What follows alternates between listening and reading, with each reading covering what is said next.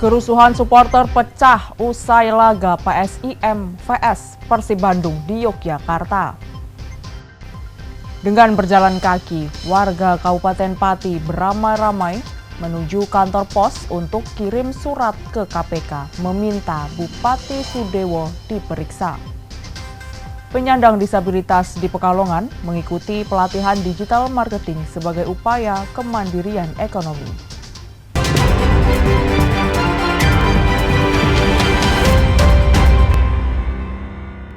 Saudara, bagaimana kabar Anda hari ini? Semoga selalu sehat. Selain 3 informasi tadi, sejumlah informasi menarik lainnya akan kami hadirkan untuk melengkapi Kompas Jateng hari ini. Selama 30 menit ke depan, Kompas Jateng menyajikan informasi independen dan terpercaya seputar Semarang, Jawa Tengah, dan Yogyakarta. Bersama saya, Novelia Hasanah.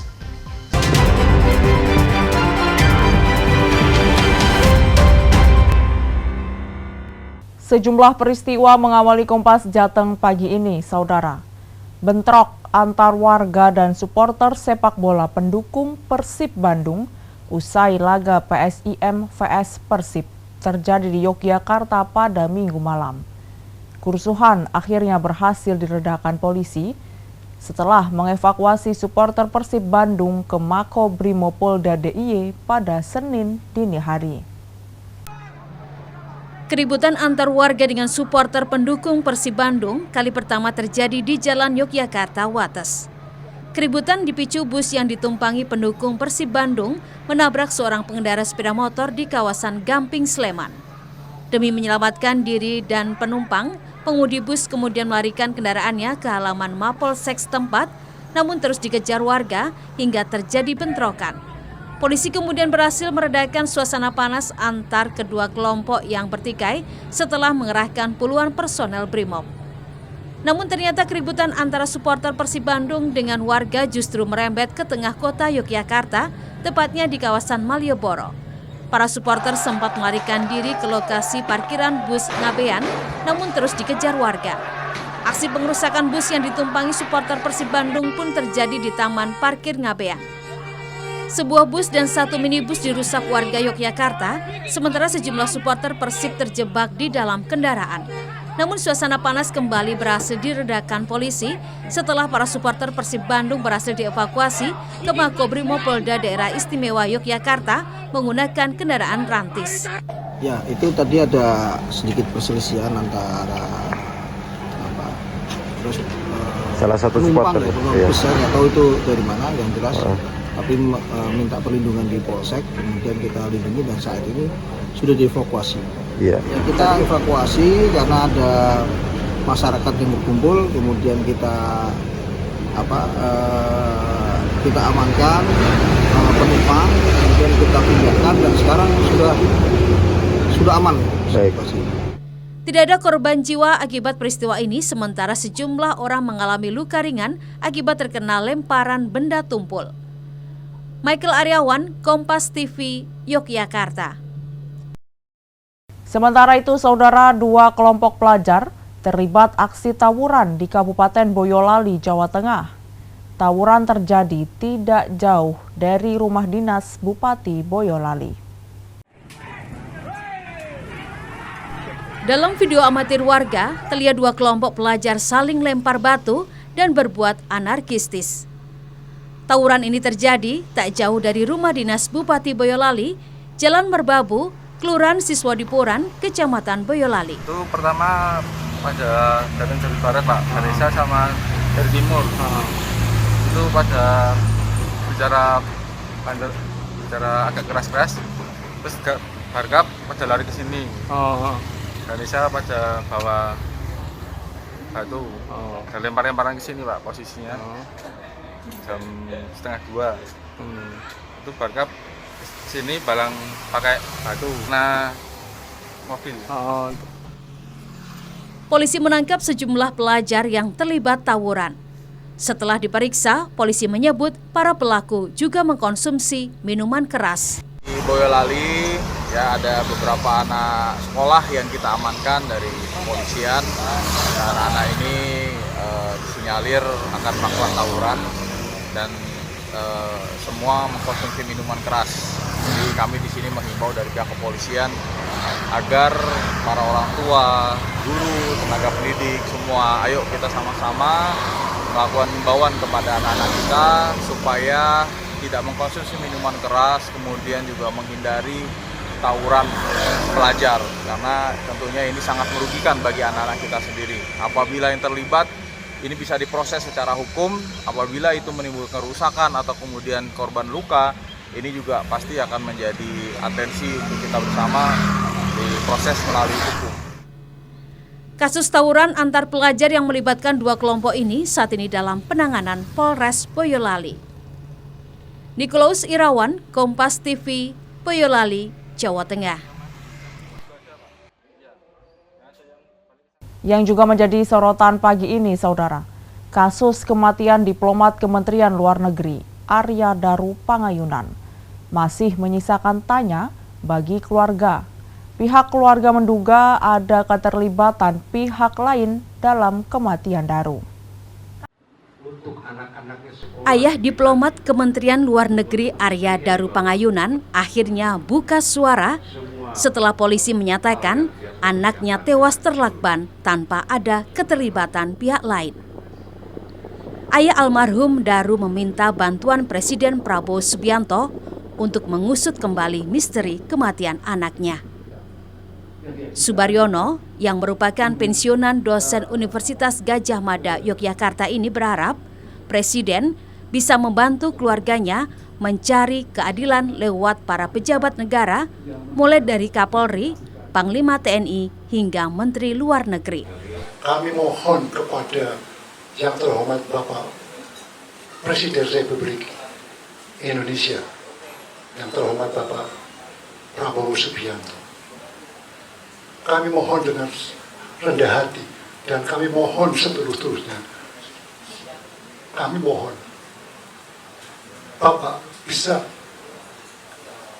menginstruksikan, bisa menyampaikan kepada Kapolri, kepada Panglima TNI, kepada Menteri Luar Negeri, agar supaya segera bisa menjelaskan kepada kami tentang misteri yang terjadi pada anak kami.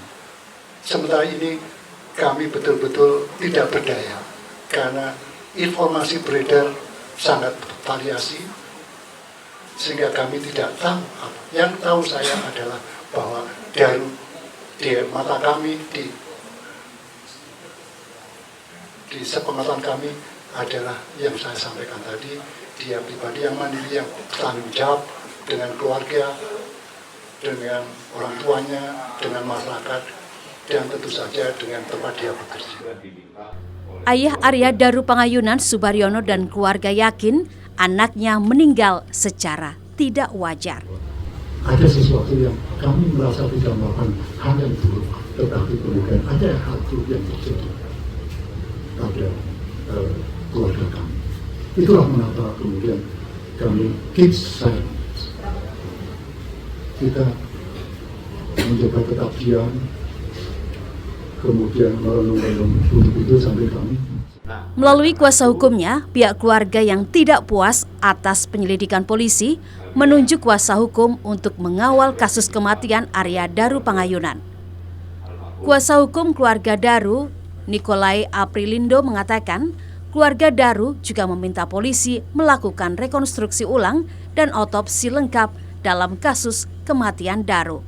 Kami dari pihak penasihat hukum keluarga akan meminta kepada pihak kepolisian untuk melakukan rekonstruksi ulang, kemudian otopsi lengkap dari almarhum untuk mengetahui penyebab kematian. Dan satu hal lagi, bahwa dalam tubuh almarhum saya ditemukan CTM dengan apa itu Mas Dwi? CTM dan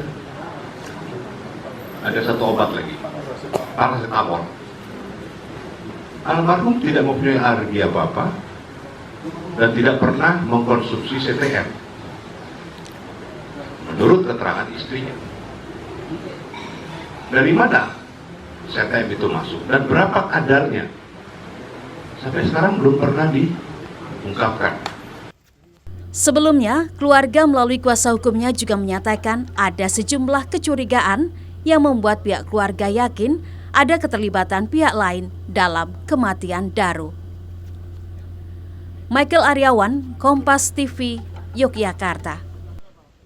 Dengan berjalan kaki, warga Kabupaten Pati beramai-ramai menuju ke kantor pos untuk mengirim surat ke KPK. Nantikan informasinya usai jeda.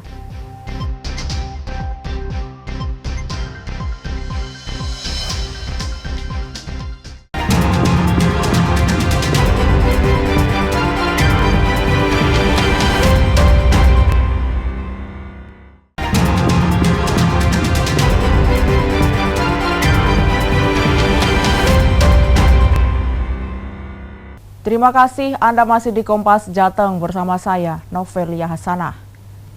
Ribuan warga Kabupaten Pati menggelar aksi damai Long March menuju kantor pos untuk mengirim surat ke Komisi Pemberantasan Korupsi atau KPK, meminta agar Bupati Pati Sudewo segera diperiksa.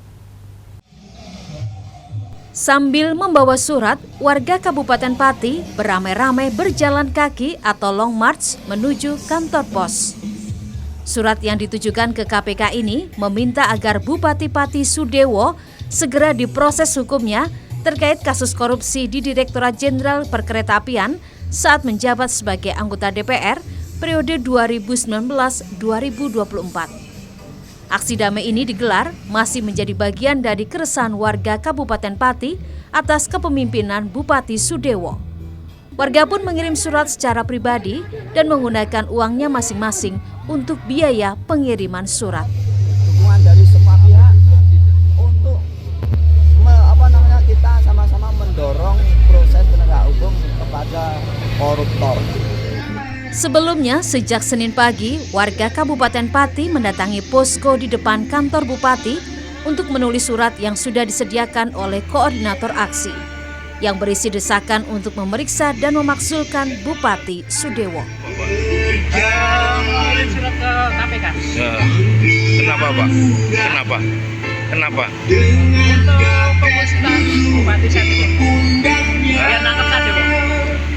Siapa Pak namanya? Sementara itu, Pansus Hak Angket DPRD Kabupaten Pati kembali menggelar rapat dengan agenda meminta keterangan ahli hukum tata negara. Dihadirkannya ahli tata negara ini untuk dimintai keterangan tentang keabsahan Pansus serta bagaimana proses pemakzulan seorang kepala daerah. Hal ini dianggap penting agar nantinya Pansus Hak Angket DPRD Kabupaten Pati memiliki dasar hukum kuat untuk memakzulkan Bupati Pati Sudewo karena dianggap sudah melanggar sumpah janji.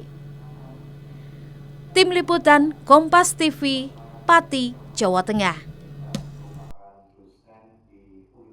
Informasi lainnya, Saudara, Waduk Kedung Ombo siap mendukung kebutuhan irigasi para petani di Kabupaten Grobogan, Kabupaten Kudus, Kabupaten Pati, Kabupaten Jepara, dan Kabupaten Demak untuk menyukseskan musim tanam pertama yang akan dimulai serentak 1 September 2025.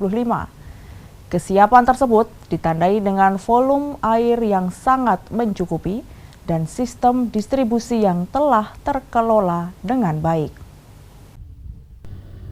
Kementerian Pekerjaan Umum melalui Balai Besar Wilayah Sungai atau BPWS Pemali Juwana menginformasikan bahwa pasokan air dari Waduk Kedung Ombo berada dalam kondisi optimal.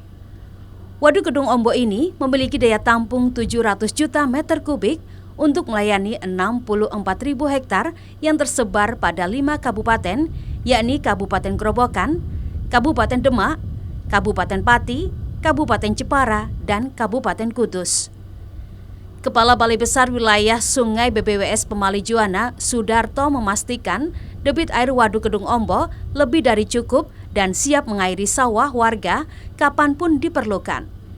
Ini sebagai bentuk komitmen Kementerian Pekerjaan Umum untuk mengoptimalkan pemanfaatan Waduk Kedung Ombo sebagai salah satu infrastruktur sumber daya air strategis dalam mendukung swasembada pangan yang tertuang dalam Astacita Presiden Prabowo Subianto. Siap, kami sudah siap, para petugas kami sudah siap untuk melayani 24 jam. Jadi untuk Waduk Kedung Ombo ini yang pengoperasiannya melalui Bendungan Kedung Ombo yang pengelolaannya di bawah Balai Besar Wilayah Sungai Pemali Juwana.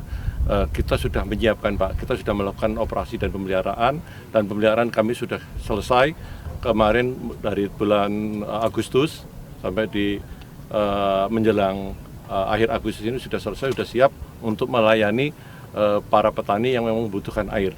Sebagai bentuk komitmen kami mendukung cita dari Bapak Presiden, yaitu memantapkan sistem pertahanan keamanan negara dan mendorong kemandirian bangsa melalui sumber pangan, air, energi, ekonomi kreatif, ekonomi biru, dan ekonomi hijau.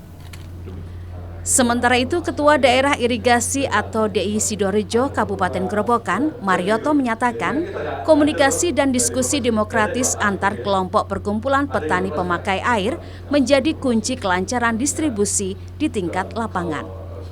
Dalam kegiatan kami pengaliran airnya selalu saya buat sistem demokratis, yaitu mengambil suara dari petak, kemudian saya bawa ke gabungan saya bawa ke induk, dan masing-masing ada pertemuan, baik itu dari petak bersama dengan kelompok taninya, kemudian dari gabungan itu bersama dari gabungan masing-masing petak, itu berada di tanggal 3, tanggal 5, tanggal 7, tanggal 11, itu semuanya kita bikin seperti itu. Sehingga untuk mengantisipasi masalah terkecilnya dari kami itu, saya harus mengambil dengan sistem demokratis, menentukan dengan skala prioritas.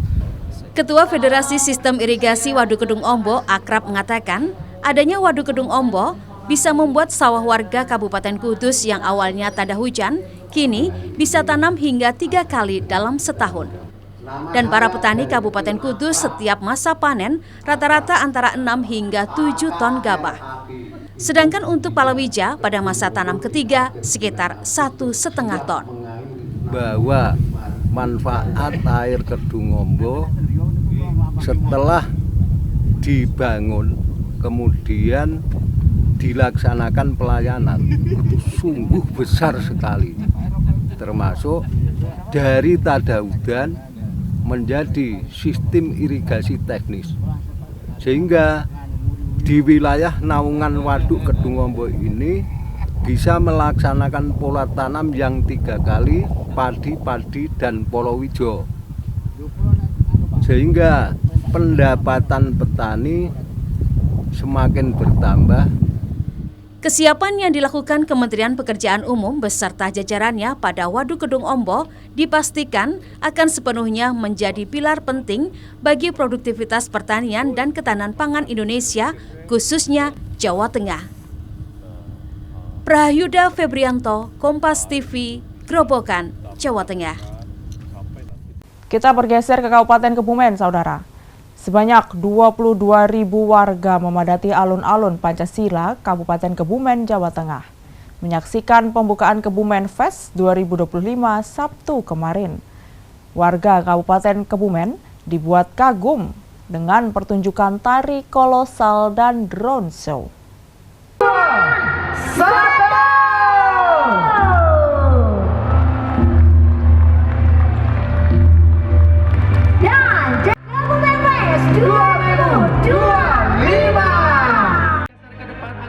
Pembukaan Kebumen Fest 2025 ini ditandai dengan 2 pertunjukan spektakuler, yakni tari kolosal Suwardana Kabumian yang resmi terdaftar hak cipta atas nama Kabupaten Kebumen sejak 22 Agustus 2025 yang melibatkan 240 penari dari tingkat SD hingga perguruan tinggi, dan drone show perdana yang belum pernah ada sebelumnya di Kabupaten Kebumen.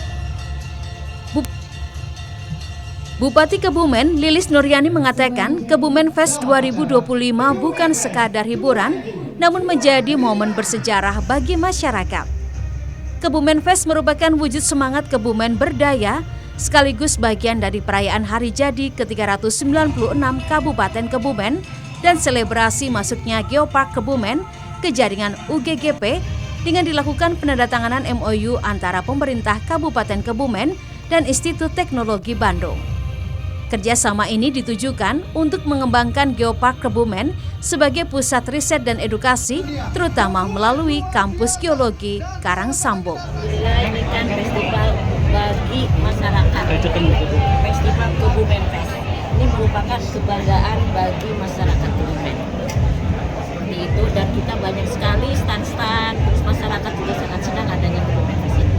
Harapannya kita setiap tahun ingin mengadakan seperti ini untuk menyenangkan masyarakat dan tentunya juga ini untuk meningkatkan UMKM. Kebumen Fest 2025 ini juga sebagai ajang bagi pelaku UMKM lokal untuk mempromosikan produk unggulannya mulai dari batik, kerajinan tangan, hingga kuliner. Kita memanfaatkan momen ini untuk memperkenalkan produk Kebumen, terutama misal saya itu di Cimitri Kebumen karena memang pasaran Cimitri itu kan luar negeri, jadi untuk lokal malah banyak yang tidak tahu. Jadi kita menyampaikan informasi terkait Cimitri ke masyarakat umum.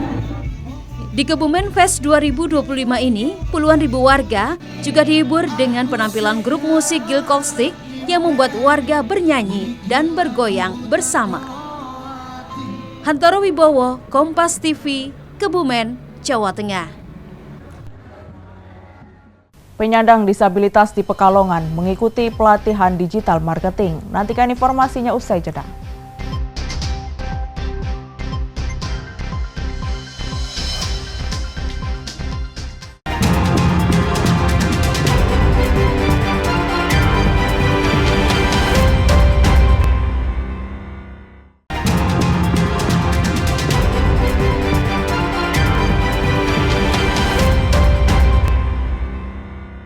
Kita tiba di paruh akhir Kompas Jateng, Saudara.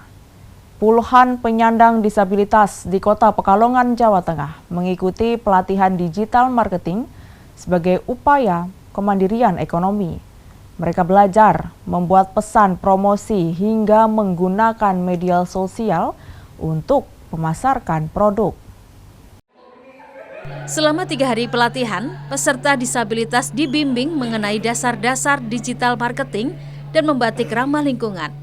Dalam pelatihan digital marketing, mereka diajari membuat copywriting atau pesan pemasaran yang menarik calon pembeli. Juga berlatih membuat konten produk jualan dan mengunggahnya ke platform media sosial serta e-commerce. Meski berkebutuhan khusus seperti tuli, bisu maupun tunadaksa, antusiasme peserta sangat tinggi. Meski baru pertama kali belajar pemasaran daring, semangat belajar tak surut sedikit pun. Seperti yang dirasakan Mary Mariam, salah satu peserta pelatihan. Ia berharap usai pelatihan tetap mendapat pendampingan agar bisa berhasil menjadi praktisi bisnis online. Menurutnya, kesempatan ini adalah peluang bagus bagi kaum disabilitas untuk bangkit secara ekonomi. Tapi karena disabilitas itu perlu pendampingan yang memang sampai tuntas ya. Jadi kalau hanya berhenti sampai pelatihan aja kami mesti nggak bisa berhenti. Tapi kalau pendampingan sampai sukses insya Allah kami bisa. Kira-kira apa kendalanya? Kendalanya banyak sekali kalau untuk teman disabilitas karena mereka tidak sekolah. Jadi mereka nggak mungkin bisa berpikir lebih. Jadi cuma lingkungan itu aja. Statis ya, jadi kita harus ada perubahan itu dulu. Pelatihan ini digelar oleh Adaptation Fund Pekalongan kerjasama dengan Rumah BUMN. Kedepan, peserta terpilih akan dibina dalam kelompok dampingan perajin batik ekologis dan bisnis digital. Lalu di hari ketiga atau hari terakhir ini, mereka kami latih terkait digital marketing, terutama adalah terkait basic kemampuan terkait pembuatan konten dari promosinya. Nah, harapannya nanti ke depan dari proses membatik yang mereka lakukan, mereka juga bisa memasarkannya lewat cerita-cerita yang mereka sebarkan melalui sosial media. Nah, karena ke depan pelatihan ini diharapkan bisa memunculkan para penyandang disabilitas yang mampu berdikari dalam ekonomi melalui bisnis daring. Ari Himawan, Kompas TV, Pekalongan, Jawa Tengah. Informasi lainnya, Saudara. Menteri Pertanian Andi Amran Sulaiman membakar semangat 16.000 mahasiswa baru Universitas Diponegoro Semarang untuk menjadi generasi penerus bangsa di segala bidang, termasuk menjadi pengusaha dan petani milenial sukses.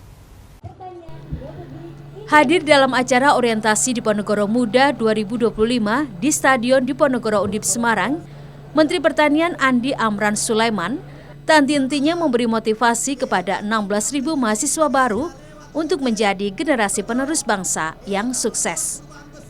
Amran meminta agar mahasiswa belajar mandiri dengan berlatih berwirausaha untuk membiayai kuliahnya sendiri dengan cara berani membuka usaha apapun jenisnya tanpa takut gagal.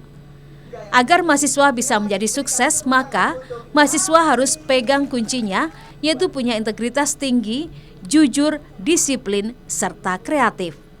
Moga-moga ini nanti ke depan menjadi agen-agen baru, agen-agen perubahan. Alumni-alumninya akan mengubah Indonesia menjadi negara superpower sejajar negara-negara wilayah. Dan tumpuan negara adalah cikal bakalnya dari kampus. Kita harus jaga karakter mereka agar selalu berpikir positif ke depan.